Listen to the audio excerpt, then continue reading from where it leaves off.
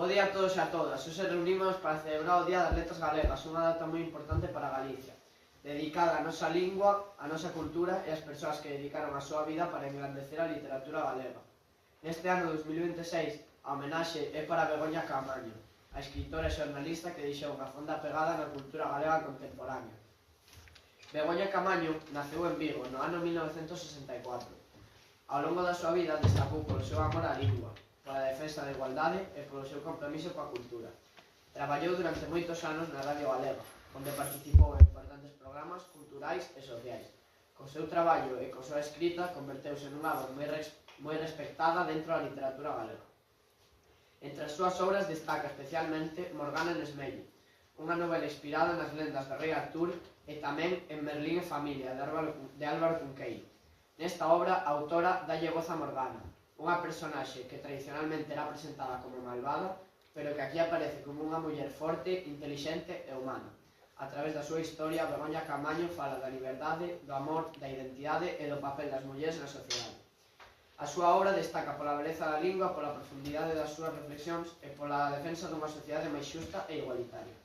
Por todo iso, celebrar hoxe o Día das Letras Galegas é tamén celebrar a forza da nosa lingua e o valor das persoas que, como Begoña Caamaño, dedicaron a súa vida a mantela viva.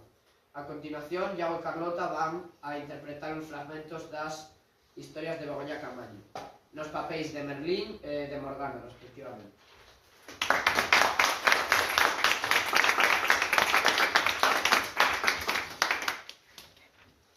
Porque esta muller morena que me interpela pose logo das miñas respostas e explicacións.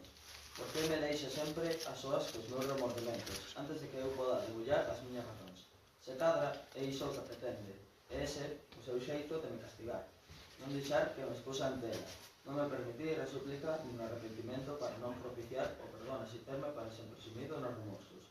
É verdade, un ruín e traidor. Se cadra, ainda o son.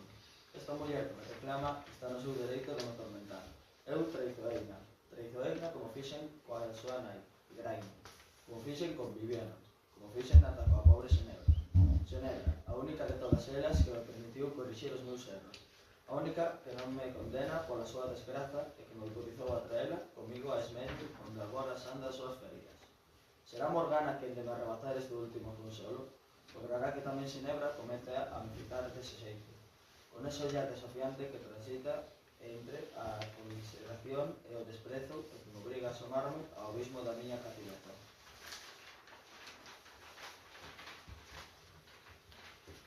Sexa por moito que me agoche, a culpa sempre me acompaña. Pienso comigo, nin 1000 fragas desmelle abondarán para poder ocultarme de mí mesmo.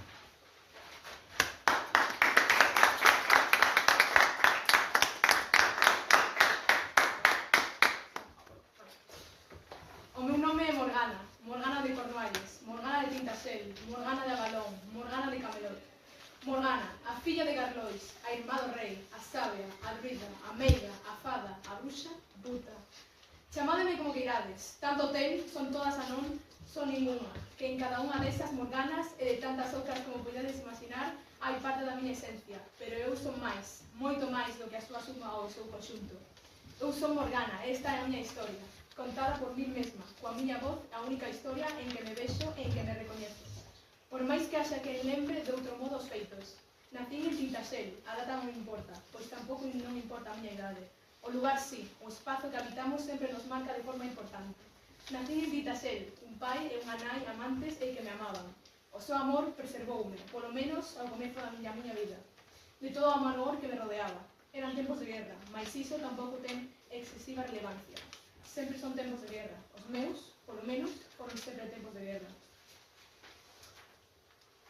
Consonte me chegaba ao meu destino e a recibindo a información da nova vida de Merlín. Os contos que me chegaban nada tiñan que ver con aquel nigromante ou fano e traizoeiro. Falaban dun vello amable, humilde, respectado pola súa sabedoría, mas non temido.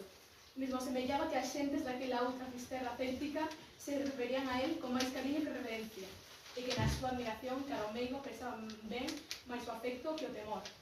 Non era quen de imaginar ese Merlín amigo que me relataban. A xente non cambia, así, dun día para outro, e nin 1000 anos abondan para que o meigo conspirador se transformase nun sabio modesto e amigable. Miranos non abondan, mais, se cadra, si mil culpas, mil lembranzas dolorosas pousándose nos nosos ombreiros, como as pingas de auga da poalla que por estas terras tanto doita caer, pingas que se pousan como as culpas verdadeiras, sillandeiras, mainas, apenas perceptíveis ata que te empapan, persistentes e caladas, atravesando a roupa, penetrando na pel, ata negar o oso. Así a poalla, así as culpas. Antes pensaba que era un trebón, como a tormenta, que me acompañou cando cheguei a Miranda. Cría que as culpas eran como a auga das treboadas, fría, dura, contundente, anegando todo, enchupando a terra en apenas minutos, arrasando, devastando, para permitir logo o clarear o renacer dunha nova paisaxe. Non, a culpa é unha barruzada permanente, un orballo silente que forma e define a paisaxe de Miranda, a de Merlín. Este novo Merlín que me acolle como se me agardase, como se me levase toda a vida a me esperar, un Merlín a que non incomodan as miñas miradas desafiantes e burlonas. Ao contrario, mesmo semella que o aliviasen, como se a miña presenza fose o castigo merecido tantos anos evitado e que por fin nos alcanza. E cando nos atinxe, libéranos, pois, aínda que chegue con dor, líbranos do medo permanente que arrastramos na fuxida. Unha fuxida e un medo que poden durar toda a vida, se o castigo nunca nos atrapa. En Miranda tamén me atrapo a min o castigo. As culpas enchupáronme como a poalla e debuxáronme de novo, unha nova Morgana máis gris, pero máis humana. Tamén un pequei de soberbia, tamén eu crin que era quen, co meu amor, de salvar o meu mundo, e o de Artur. Pensei que abondaba coa miña fe nese afecto para nos andar, para reconstruir as paisaxes da infancia. Vime mellor que Xénebra, orgullosa do meu amor maldito, mentres que ela se avergoñaba do seu.